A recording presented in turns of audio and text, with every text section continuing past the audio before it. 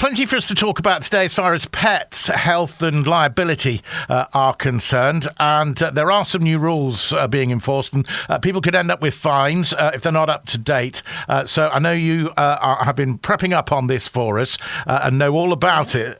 So dog owners across Spain could be fined for things they may not even realise are required. What are we talking about?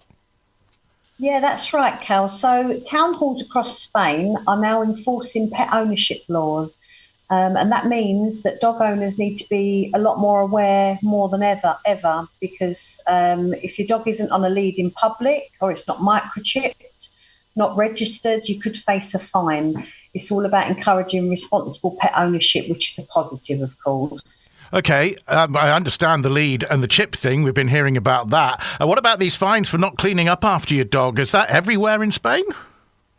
Yeah, and it actually goes beyond the usual poop scooping. Right. Some town halls are fining people for not rinsing urine away too. So if your dog pees on a public walkway or wall, you're expected to carry a bottle of cleaning solution or water to wash it away, which it kind of makes sense because in this heat, it's not very pleasant, is it? Well, no, and it's good. That's, social awareness. It's quite a good thing to do anyway, but I suppose you do need to be aware of the rules in the town that you live. As you mentioned, some do, some Absolutely. don't require that.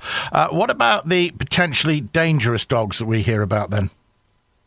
Yeah, these are breeds or mixed breeds, in fact, that have certain physical and behavioural traits considered high risk. We're talking American Pit Bull Terriers, Rottweilers, Dobermans, Staffordshire Bull Terriers, and so on. They've got certain traits, the muscles and the big wide heads, things like that. And even if your dog's not officially on the list, any dog over 20 kilos must wear a muzzle in public, no matter how friendly they are. And the rules are all about safety and perception, so not personality as such. And every town hall keeps its own list of what qualifies, so it's always best to check locally and register if needed. Right, so if I'm a pet owner and I want to stay out of trouble then and make sure that I'm looking after my dog at the same time, what sort of things do you offer at Jennifer Cunningham Insurance? Okay, so our pet healthcare plans are designed for responsible pet owners who want peace of mind. They offer immediate healthcare for accidents and emergency treatments from midnight on the day that you sign up. That's pretty quick, actually, isn't it? Yeah, very quick, very quick. There's illness cover that kicks in 21 days later, and from then on, you're covered for vet visits, treatment costs and more. And the best part is your premium stays fixed for life. Right, from the beginning, so no increases as every year then? Yeah, there's no sneaky increases, and you can use any licensed vet anywhere in Spain. There's no restrictions. We believe in flexibility and fairness, plus the plan accepts any breed over 8 weeks old, including all potentially dangerous breeds. So that's pretty good, Dan. It means that you can be pretty safe and sure that you're covered for everything. What about vaccinations, though? Because they're pretty important as well, aren't they? They are, and that's a very good question. So to stay covered, your pet does need to be up to date with vaccinations. So there's lots of different things they need to be covered for. Mostly, I can't say most of them. But for example, that includes viruses like parvovirus, rabies, distemper, hepatitis. And for cats, they need protection against diseases like feline infectious enteritis, feline leukemia, immune deficiency virus, cat flu, rabies, that sort of thing. And it does sound a lot, but your vet can obviously guide you and help you with what's important and what you need to have them vaccinated against. Yeah, we didn't mention cats yet, did we? No. You can also help out then, I suppose, if somebody ends up in hospital and can't care for their pet. I know that's part of your insurance, isn't it? Yeah, another bonus, if you or your partner are hospitalised for more than 48 hours, you will get help cover for boarding fees at a licensed kennel or cattery. So your pet is safe, looked after, and you don't have to scramble to find something last minute to care for your pet. Right. And what about people who like to travel, like yourself, of course? If you've got pets, it can mount up, can't it? Definitely, but there is cover for that too, and our policies offer optional European pet travel cover. So if you're holidaying in France or Portugal with your pet and they need emergency treatment, again, you can use any vet of your choice and there's no restrictions. Okay. What about liability for my pet? Because you never know what can happen if they're a little bit surprised by something and be knocking over a scooter or you would hope not, but maybe biting somebody.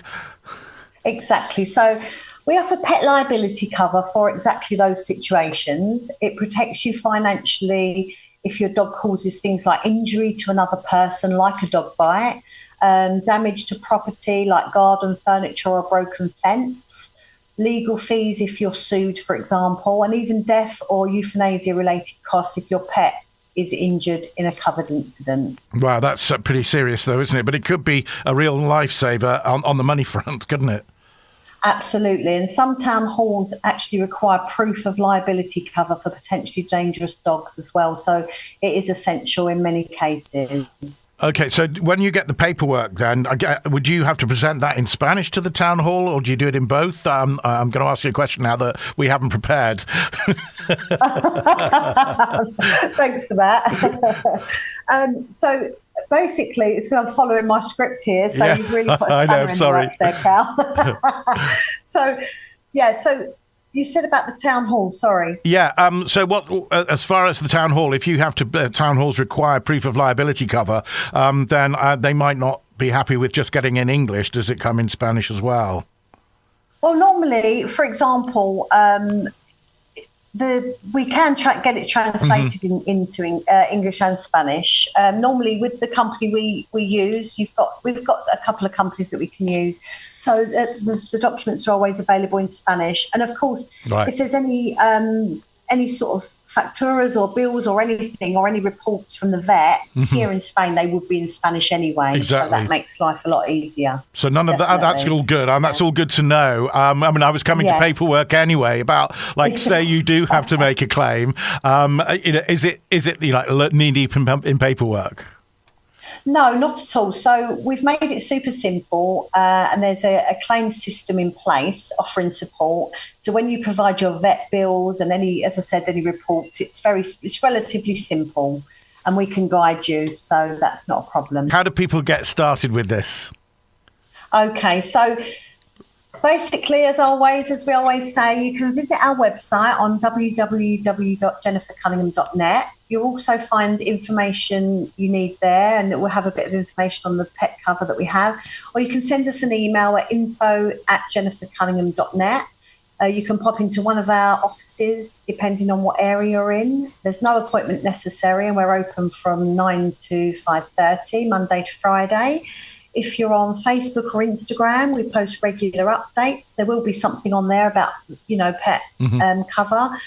And we have our Google pages for each office. And as we always say, we've got some really good reviews on there. So take a look because they speak for themselves. And lastly, don't forget, we always try and put this in there. If you're if you're keen, we can expand towards our collaborator network, especially across Spain's expat communities.